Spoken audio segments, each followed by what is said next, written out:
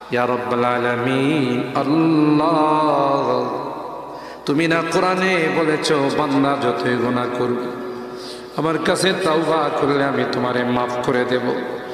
মনে বড় আশা নিয়ে আল্লাহ তোমার শাহী দরবারে ভিক্ষুকের মতো হাত বাড়াইলাম।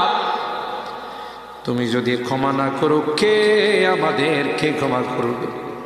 কে আমাদের মাফ করবে? ভিক্ষুকে একজনের কাছে ভিক্ষা না পেলে আরেকজনের কাছে পায়। এক দুয়ার থেকে বিতাড়িত হলে আরেক দুয়ারে যায়। তোমার দরবার থেকে যদি মাহরুম হয়ে যায়, বিতাড়িত হয়ে যায়, কার কাছে যাব? কে আমাদেরকে ক্ষমা করবে?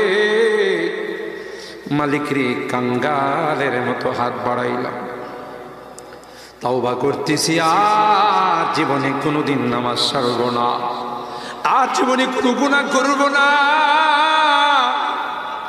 আর জীবনে কোনোদিন বেপরদায় চলব না, আর কোনোদিন সুদি লেনদেন করব না। কিয়ামতের কঠিন ময়দানে আমাদেরকে তুমি গুনাহগার বলে ডাক দিও না।